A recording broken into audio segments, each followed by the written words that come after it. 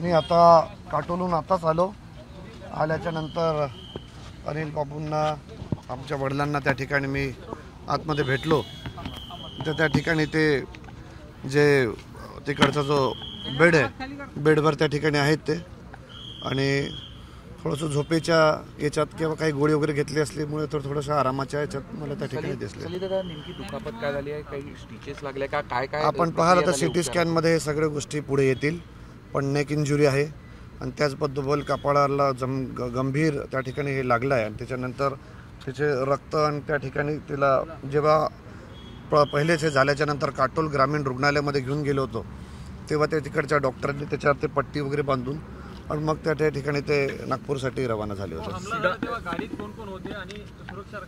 मी त्या ठिकाणी वेगळ्या पद्धतीने प्रचार करत होतो आणि प्रचार 6 वाजता संपल्याच्या नंतर ते जलालखेड्यातून येत होते आणि त्यांच्या गाडीमध्ये इजवुल भोयर होते आणि त्याचबरोबर आमचे डॉक्टर गौरव चतुर्वेदी हे पण त्या ठिकाणी आमच्या गाडीमध्ये होते। त्यावेळेस हा भयाड हल्ला म्हणा की हा हल्ला जाणीवपूर्वक हल्ला त्या ठिकाणी करण्यात आला। सुरक्षा रक्षक आणि त्यांच्या गाडीमध्ये फरक होता, त्यांची गाडी फार मागे होती तेव्हा हा हल्ला त्या ठिकाणी झाला।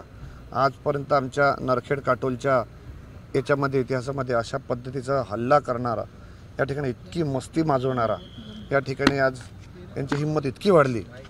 आज हे आमच्या काटोल नरखेडनं नागपूर जिल्हा महाराष्ट्राला एक वेगळ्या दिशेने अशा पद्धतीचा हल्ला त्या ठिकाणी दिसून आल्याच्या नंतर सगळे लोक त्याबद्दल विचार करून राहिले। मतदान से पहले इस तरह अभी आप मुझसे पूछो, अभी आप देवेंद्र फडणवीस से पूछो कि तुम्हारे जिले में हल्ले क्यों हो रहे हैं, तुम्हारे क्यों इतने ये क्यों, तुम्हारे क्यों अमित शाह के दौरे रद्द हो रहे हैं, तुम्हारे यहाँ पे क्यों हो रहा है, सब जो भी हल्ले हो रहा है जो भी क्राइम हो रहा है सब नागपुर में देवेंद्र फडणवीस के नाक के नीचे हो रहा है और ये देवेंद्र फडणवीस खुद करा रहा है, ऐसा मेरा वहाँ पे आरोप है। भाजपने आरोप केलेला आहे तिथल्या विधानसभेमध्ये स्टंटबाजी आहे, सहानुभूतीसाठी हे सगळं केल्याचा आरोप त्यांनी व्हिडिओ जारी करून केलेला आहे। परिणय फुकेनेही तसंच आरोप केलेला। फुकेसारख्या दीड दमडीच्या आमदाराला परत सांगतो, दीड दमडीच्या आमदाराला तळवे चाटू जो देवेंद्र फडणवीसचा ओळखला जातो त्याला मला उत्तर देण्याचं बाधिल नाही आहे।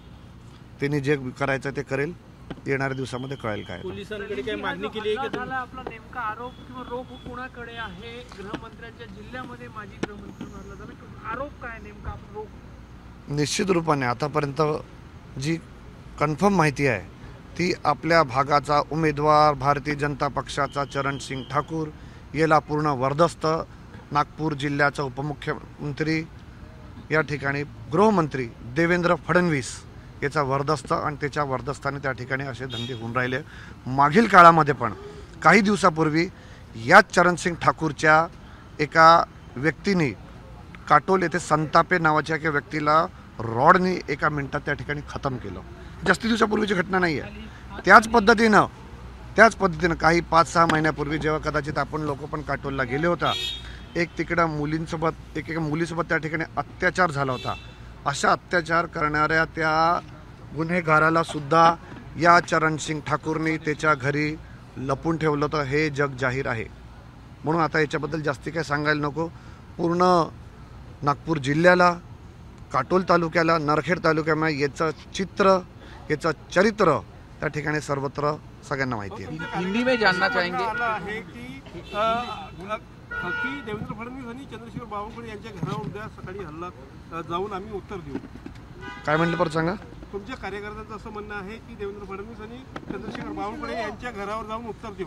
पहा, एखाद्या नेत्याच्यावर असा हल्ला होतो आणि तेही भारतीय जनता पक्षाचे इथचे नेते आणि इथचा उमेदवार जाणीवपूर्वक तो हल्ला करतो, हे दुर्दैव आहे। याच्यानंतर स्वाभाविक आहे आमच्या काही पदाधिकाऱ्यांच्या, कार्यकर्त्यांच्या, आमच्या लोकांच्या भावना संतप्त व्हायच्या, पण त्या ठिकाणी संतप्त झाल्याच्या नंतर मी स्वतः पोलीस स्टेशनला गेलो होतो। आपण तिथचा फुटेज तपासा, माझ्यासोबत बरेच लोक होते, त्यांना मी शांततेचं आव्हान केलं आहे। एक मिनिट माझं पूर्ण होऊन द्या। त्यांना मी शांततेचं आव्हान केलं, त्यांना सांगितलं की आपण कुठल्याही पद्धतीची शांतता तोडायची नाही आणि त्या ठिकाणी अशा पद्धतीचे काही आमच्या पदाधिकारी कोणी कार्यकर्त्यांनी असं बोललं असेल, पण तसं आम्ही होऊ देणार नाही, कारण की आम्ही त्या मार्गाने चालणारे लोक नाही आहोत। भारतीय जनता पक्ष घाबरून राहिला आहे, भारतीय जनता पक्ष चिंतेत आहे, म्हणून अशा पद्धतीचे हल्ले त्यांच्या नाकाखाली, गृहमंत्र्याच्या नाकाखाली त्या ठिकाणी आपल्या एका त्याच दर्जाच्या व्यक्तीसोबत, म्हणजे आज तुम्ही विचार करा, जेव्हा अनिल देशमुख सारख्या आमदारावर माजी गृहमंत्र्यावर हल्ला होऊ शकतो, तर आमच्या नागपूर जिल्ह्यातील काटोल नरखेड यातील महिला भगिनी, आमचे गावचे लोक कितपत अशा लोकांच्या गुंडशाहीला त्या ठिकाणी सुरक्षित आहे हे विचार करण्याची गोष्ट झाली. एबीपी माझा, उघडा डोळे बघा नीट.